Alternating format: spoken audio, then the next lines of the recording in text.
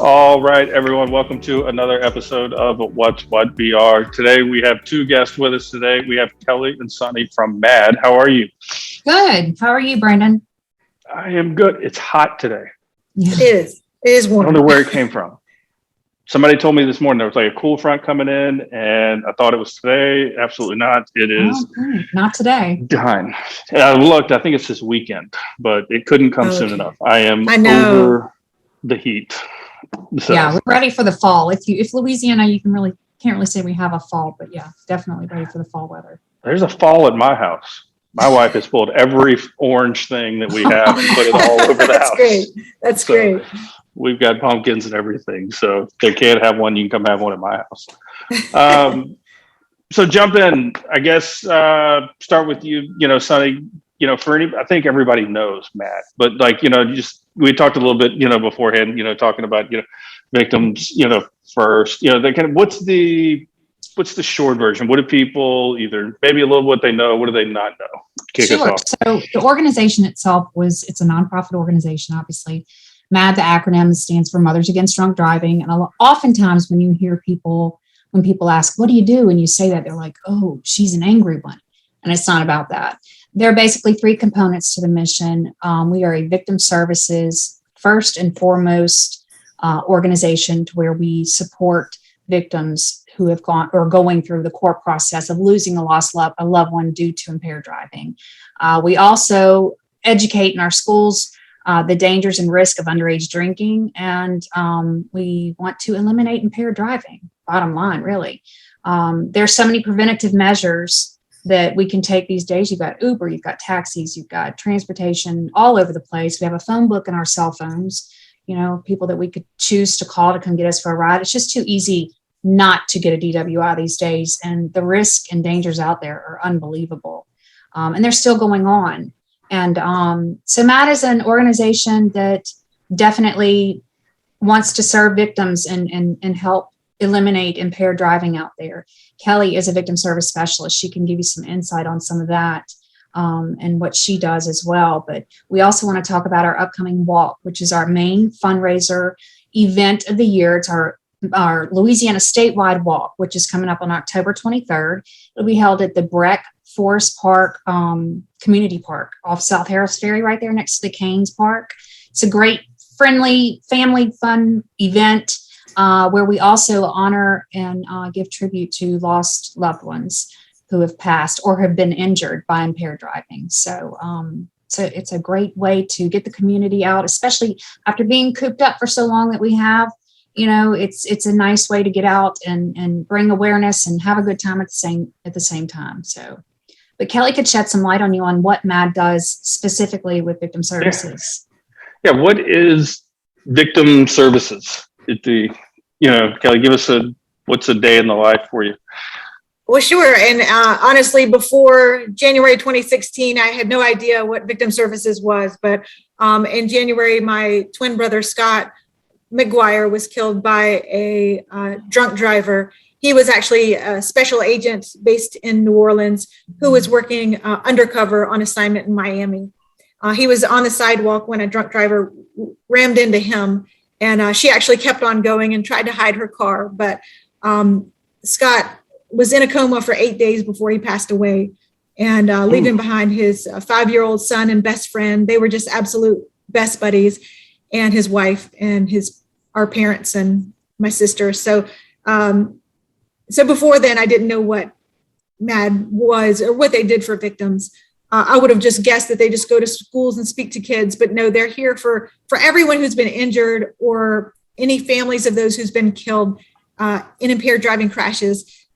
Sally Matson was my victim advocate. She guided us through the court process, and she helped us with emotional support. This was the most difficult time in all our lives, and we didn't know what was upside down and right side up. She, referred us to counselors. She, helped us find help for Scott's son, and just, anything we need, she was there for. So now that's what I do as an employee of MADD. I guide victims through the criminal and civil court process. Most of these people have never been in a courtroom in their lives, and suddenly they're going to court and wanting justice for their loved ones. And so you kind of tell them what to expect, how long it's going to take, and make sure they're getting answers to their questions from the district attorneys, who are just amazing to work with.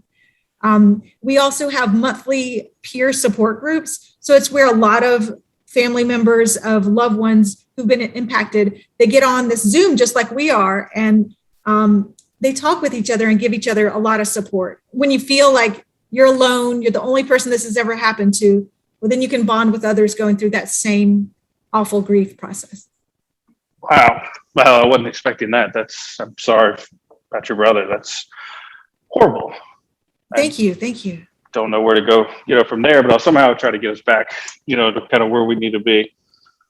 What, Sonny, how does, I think, Kelley probably mentioned it. What a lot of people think is, MADD is, they're creating the papers, they're going into the schools, they're going and talking to kids. Yeah. But, even to me, this is more of I've heard a little bit, prior to this, for, what exactly it is, but it sounds like there's a whole lot more to it than just we're trying to tell kids, don't drink and drive, or don't get impaired and drive. Right. Now it's a lot more than just drinking and driving, I'm assuming. Oh, absolutely. There are so many ways to be impaired. That's why, another program that we have is the Victim Impact Panel. I've worked in that for almost 8 years now. That is actually a class that's held throughout the entire state of Louisiana in about 26 cities, typically once a month. When someone gets a DWI, a condition of their probation would be to go to a MADD class. Well, that's a Victim Impact Panel. And actually, that's how I met Kelley originally when she became a MADD volunteer. Basically, it's a class, like I said, condition of probation. They'd have to get a certificate after they've listened to someone who's directly been impacted by impaired driving. And I will come up there and build a platform, discuss the missions of MADD, and build a platform for a speaker to openly say, hey, here's how this impacted my life, affected my life.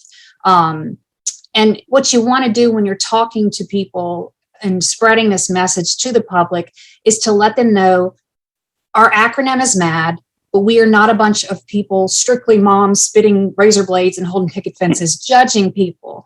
It is super important they understand that they're not there to be judged, that everybody makes mistakes, but we want them to consider the severity of consequences going forward with certain choices they make. And the people who speak at the victim impact panels, they didn't go to school to learn how to speak in front of people. They never in a million years would have thought that they'd be speaking in a courtroom full of strangers about something that happened to them because of someone's choice. But anyway, the Victim Impact Program is large as well in Louisiana. And but our main fundraising event, of course, is our walk that we have each year. And we want to build more presence. We've got to build more presence. Going back to what you said a moment ago, Brennan, about being in the schools, what we do there, it's called the Power of Youth presentation. And basically, we explain to the students, and again, we let them know, we kind of try to loosen up the crowd just as I would in a victim impact panel so that they're not so uptight waiting to be judged or persecuted. Hey, relax a little, you cut up a little, get the environment a little more calm to where you're also having them engage and listening to what you're saying. But we see it was close to 5,000 minors dying a year due to binge drinking. Now it's at 4,300 averaging a year. So the numbers have gone down, whereas a minor, a male or female standing next to me can have the same drink I have. We both drink the drink and their brains aren't fully developed to their mid-20s, and therefore they don't process alcohol the same way that we would. And we end up seeing, you have friends and parties, and when you're young and whatnot, and so-and-so's over there, they just need to sleep it off.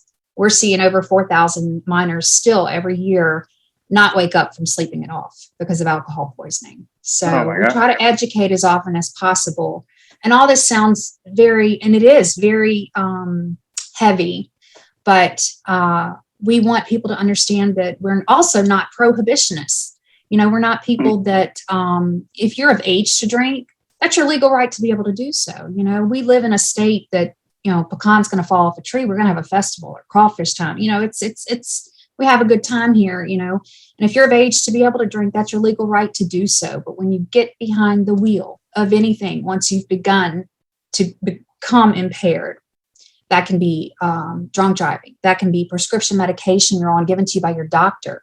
That can be anything that has a warning label on the side of a box or bottle that states, do not operate heavy machinery while using this medication or may cause drowsiness. you can get popped for DWI for that. We just want to educate and spread the message. And the more that we get support of that and awareness that we're not people that hate others because they want to have a drink, it's when you get behind the wheel of anything that you have a deadly weapon, a 2-ton deadly weapon. Yeah, it's funny you said that. I was sitting there, I don't know why my brain went this direction, but it was like, you say the label, don't operate heavy machinery. And then I immediately went to, why do we have to have these labels? And then I thought, like, people make the joke, like shampoo has directions on it. Yeah. Like, is this, Common sense. Because it's not so common anymore, right? Do we need to change the label that's like, do not operate heavy machinery or your vehicle? Well, no, Because I think, it's like, I mean, but if you'd asked me that last year, a couple years ago, I would have said heavy machinery, a bulldozer or a crane or yes, that's what I'm getting some at. other huge thing. But our cars weigh 2 tons on average. Yeah. So when you get behind a car, when you're in no position to be driving, you're driving a weapon, and it's just as dangerous as any gun out there on the street. I mean, you're driving a 2-ton vehicle, you're swerving, your responses are dulled, your judgment's impaired, everything about it. It's kind of like playing Russian roulette. You might make it home and to your destination and back, you might not. Or you might kill someone or injure someone, or you might kill yourself in the process. So it's just, you're increasing the likelihood that somebody, whether you or someone else, is not gonna make it home that night. So yeah. I think that's what people, just sometimes they don't realize, or they don't think, it's obviously, when you're making that decision, you're not thinking. But I think, Sonny, you brought it up earlier in the very beginning. There's so many ways now that you don't have to, from it could literally be, an Uber, a $12 Uber ride could save your life, someone else's, everyone's, could literally change people's world. And so Absolutely. I can only, and just to illustrate exactly what you said, the woman who killed my brother, she testified that before they went out that night, she and her friend said, do you think we should get an Uber? And so because they made the wrong decision, my brother's not here anymore. But it was such a simple question, and it wasn't going to be, it was going to be like maybe $15-20. But so for $15 or $20, he's not here with us. So I know if she could go back in time, she would have answered that question differently. But because she didn't, just a massive impact on families and friends. So the ripple effect is unbelievable. And actually, Kelley's twin brother Scott was hailing a cab because they were celebrating. He was celebrating with his coworker. They were doing the right thing. They were taking that step to get a ride after they'd been hanging out and celebrating. And in the midst of that, somebody who didn't make that choice ended. Tragic. This is horrible. Yes. And also, Brandon, I want to tell you, oftentimes we all have a tendency to go on autopilot from the time we're able to form an opinion of our own, say age 2. My goodness, if anybody's had a 2-year-old or been a 2-year-old, you know that you have your own opinion. So we go on this autopilot mode of thinking, I know my ride, I know my route, I know my tolerance, I got this, let's go. And, it's so scary who else is out there on the road with you and around you. We don't think about it. We automatically assume that's going to happen to somebody else, or that's going to happen to that person who has it coming to them, or this person has an addiction issue, so that's going to be them, but never the regular me or regular them, or, but we're not exempt or eliminated by something bad happening to us directly or by our own hand to someone else, No, I think that's something, I look at it as, you say autopilot. I think that's what's makes it even scarier. So I think we could all, everyone has, at least I know there's times where it's like, you look up and you're like, wait, I don't even remember, how did I get here? Yeah. Completely stone cold, uninfluenced. You're just like, wait, did I really go that far down the interstate? Like I didn't even remember, getting down, and to be impaired could only, and it just makes it that much worse, and then on top of it, if you've got one guy that's impaired, you got another guy that's impaired, what if these two guys are meeting each other on the road? Their reaction times are completely different. It seems like this is not something, like I know how hard everyone is working, but it's like, why do we still have this problem? Yeah. It's got to be like almost, the acronym, MADD. And I know you said you're not mad, but it's like I get mad with it. I can imagine, Kelley, you get mad. It's like, this is a $20 problem to solve, or this is, like, why are we not there? why is this not, I'm not one for, other people to, carry other people's bills, but it's almost like with all the ride share networks we've got, like, is there not Yes. like a way to where it's like, can we, charge me a little bit extra money, throw like $5 on each one of my fares, put it in a fund, Yeah, and exactly. anytime someone, calls, and they're intoxicated, they get a free ride home. Like, Right. why can't we just charge a little bit of extra money to me? I'll pay it. Yeah, that would be incredible. I mean, like you said, this isn't hard. We know the solution. Everyone needs to get on board, but it's not like an incurable cancer where we just can't figure out how to kill this cancer. What are we going to do? We know what has to be done, and we know what the right answer is.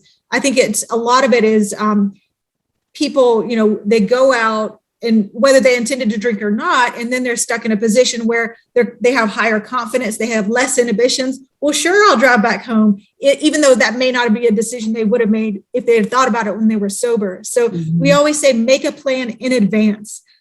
Before you go out, figure out how you're going to get back home.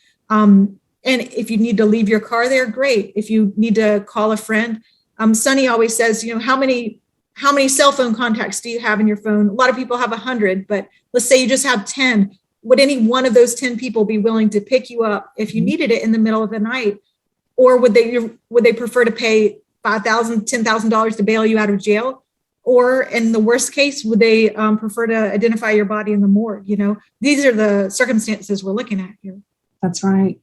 Yeah. And it's something that is definitely, I don't know, I don't know if overlooked is the correct word, but it's been disregarded as people being used to, especially in our culture, saying they got this, but we are not eliminated or exempt by something bad happening directly to us or to someone else because of an action we take. And I can't stress that enough. And I try to say that because so many people think it's just not going to happen to me. But I'll guarantee you never want to see what I see going across my computer screen on a daily basis. Oftentimes we have speakers say, one in particular I know of, she says, I've never stood in your shoes before, but I can promise you, you don't want to stand in mine. And, for these volunteer and people speaking out about this, it's the most selfless thing I ever get to see in my life. They're opening up their most painful wound they're ever going to have. And for the benefit, not only of the legacy of their loved one, but for perfectly strangers, people they don't know, And so we just want to have things that are more lighthearted, such as our walk, to bring awareness, raise awareness, get support, have more volunteers, sponsoring, whatever in any way, shape, or form that we can build a name, a bigger presence in Louisiana, the better. And that's what we're trying to do here. We really want to do that on a positive light, not on something that's drab and sad. And this walk is going to be a tribute to loved ones that were lost. But it's going to be a fun friends and family event. And it brings knowledge and awareness to our communities coming together. And so I think that this is a very big, key, important thing to have. Because some people, you'd be surprised in classes, I ask them, I say, who here, raise your hand if you decided to go out and get a DWI tonight? Well, nobody does that. Who you don't have pom-poms for something like that, and it's not that people have horrible intentions, but look what happens so often. Mm-hmm. Even during the pandemic, you would have thought the numbers went down. They went up. And that's just, I know I'm kind of hopping all over the place, but this event is something that we want to build in a positive light. And we want to bring something inspiring to our communities and our entire state. Right. So walk me through, let's call it, the elephant in the room. Let's sell the event. What is, the event? We said it's 18th?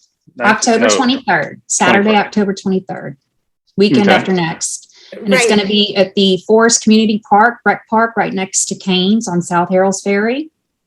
Not Canes, I'm sorry. The Canes Dog Park is next to it. Yeah, like Millerville. It's like right there by Millerville and South Harrells Ferry. So if you're coming off Millerville, you take a right. That's correct. And it's on the left. Yes. And it's a beautiful park. They've just done reconstruction, and it's going to be great. We're going to have music and food and family and friends and a balloon arch and, a 5K walk is what it is basically. And we just try to get people together, and then we do a butterfly victim tribute at the end. We'll have the Santa Monica High School choir singing. But it's something that we're trying to grow, and we want to get the word out about it too, and have every year. We encourage people to go to our website. It's walklikemadd.org/Louisiana. And I want to say we have 110 people registered so far. And like Sunny said, just a great way to get out. We've all been cooped up inside, and here's an opportunity to come out for a good cause, to take a stand against impaired driving, to enjoy the music in the community, to meet great people, great food, a great community. It's just going to be a wonderful event. So what time do we start? We'll start sign in at 8:30. The walk starts at 9, and everybody's usually pigging out and eating by 9:30, 10, and it's probably wrapped up around lunchtime or so. It's not a long, excruciating event kind of thing. It's a happy time. It's a good time out there.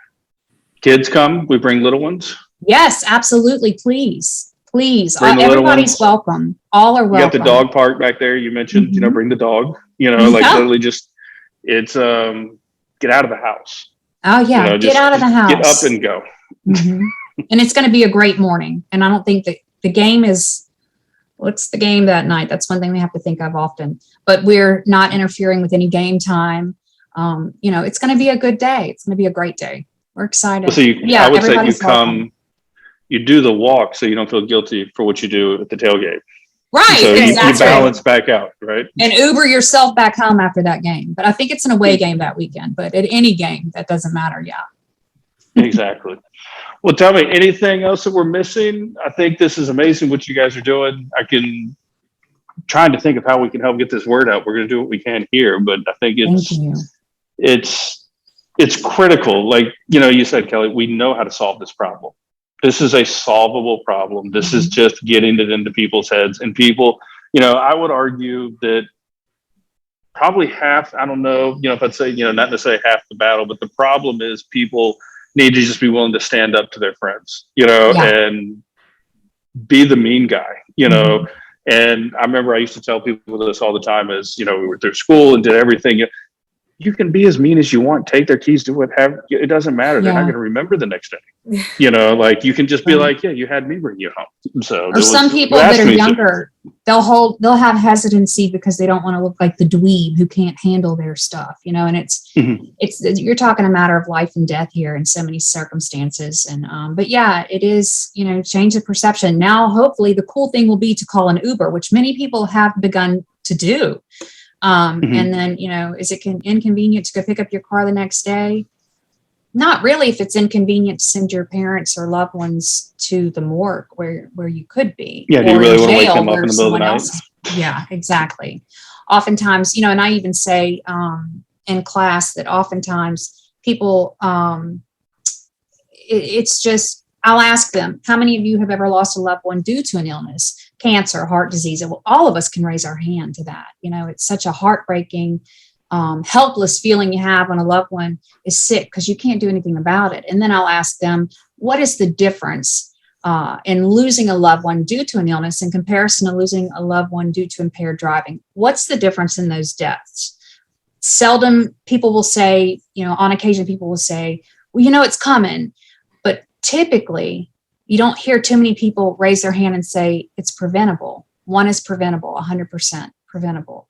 Like Kelley said, we don't need to find a cure. We're probably the only nonprofit organization that isn't fighting for a cure because there already is one. So, we also like the terminology, crash, not accident. So when you see there's an impaired driving accident, well, tell me which part was accidental, the consuming alcohol, the doing the drugs, and then getting in the 2-ton car. So, there were a lot of choices to be made to get up there that led to that crash. So an accident implies that no one's at fault, but a crash is more of an accurate term. So it's all about choices. When you choose to go out and have a good time, good for you, have a great time.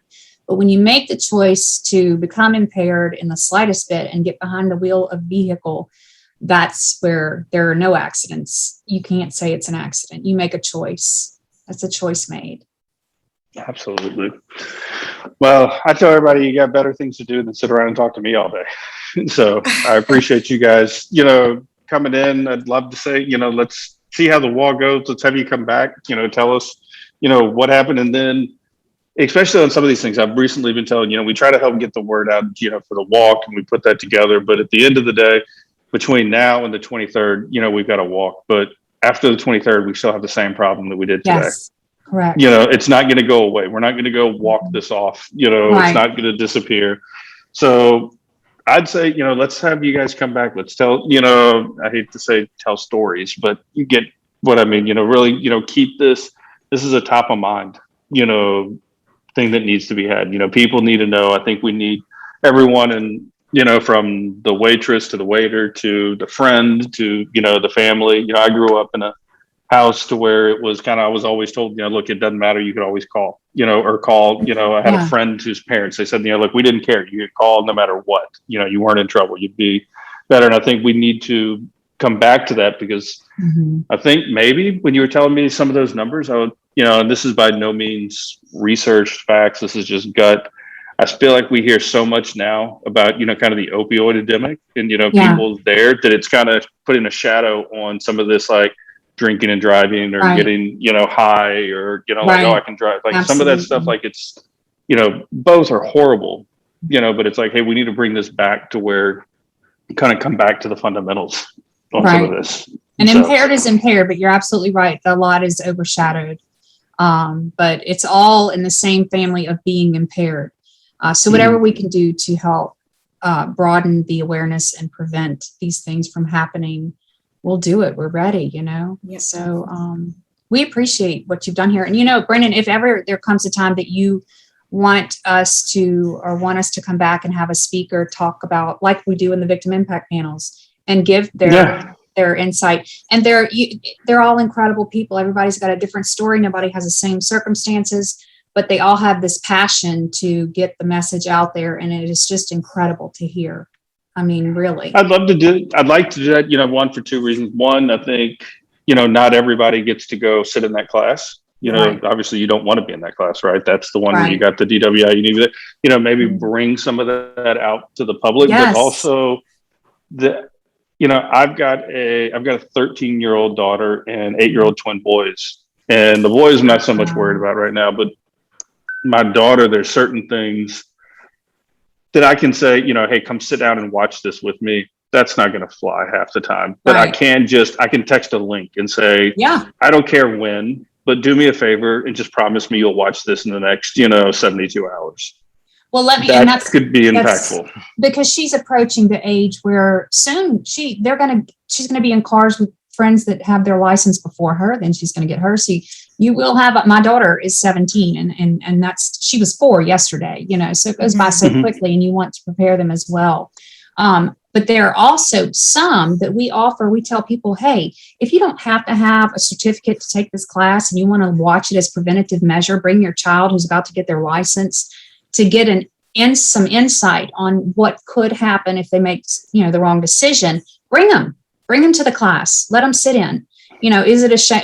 People come in tense and, head down and whatnot when they walk in, because they think they're there for mad people that are angry, and maybe there's emotion there, sure, but they leave there feeling completely different, and eyes are opened. And that is everything in preventative measure too.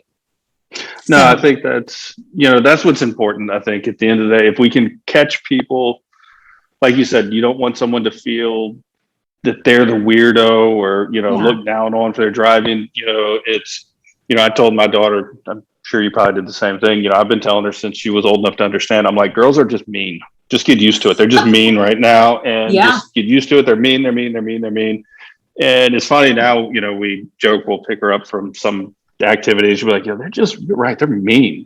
But I feel like maybe because I told her they were mean from the beginning, it wasn't a surprise.